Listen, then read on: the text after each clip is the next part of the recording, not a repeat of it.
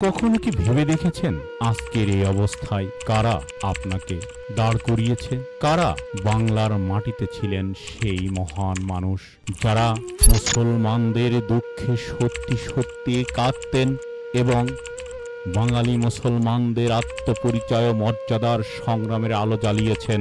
পণ্ডিত আবুল হাশিম, যিনি পশ্চিমবঙ্গ বাংলার এক মহান জাতীয়তাবাদী নেতা, ৫ অক্টোবর ১৯৭৪ সালে মৃত্যুবরণ করেছিলেন ঢাকায়।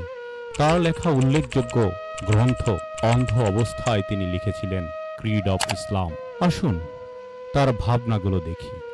১৯৪৬ সাল, বাংলার আকাশে তখন শোকের মেঘ। গ্রামের মুসলমান কৃষক বুক ভরা ক্ষোভ চুপচাপ তাকিয়ে আছে শূন্য ধান খেতে।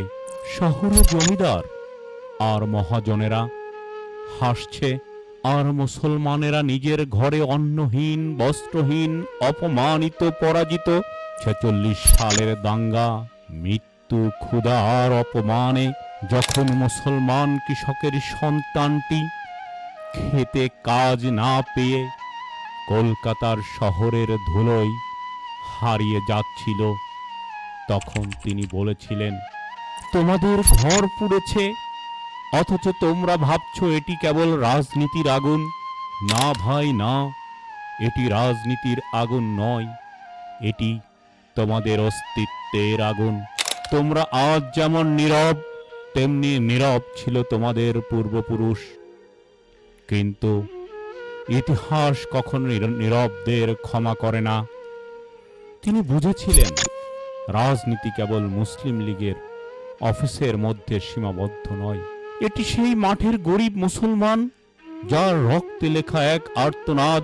১৯৪৬ সাল কলকাতার জনসভায় তিনি বললেন, যে জাতি শিক্ষা থেকে বঞ্চিত হয়, অর্থে অপমানিত, রাজনীতিতে অবহেলিত, সেই জাতি কখনো অন্যের সমান হতে পারে না।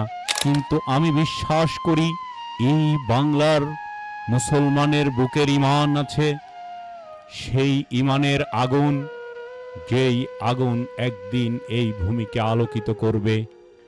আরেকটি বক্তৃতায় তিনি বলেন, ভয় পেও না সংখ্যাগুরুদের আধিপত্যে, তোমরা ভয় পেও নিজেদের ভেতরকার অন্ধকারে, কারণ সেই দিন অন্ধকারই তোমাদের হারিয়ে দেবে। ১৯৪৭ সালে স্বাধীনের পরে তার কণ্ঠে ছিল শোক আর প্রতিজ্ঞা।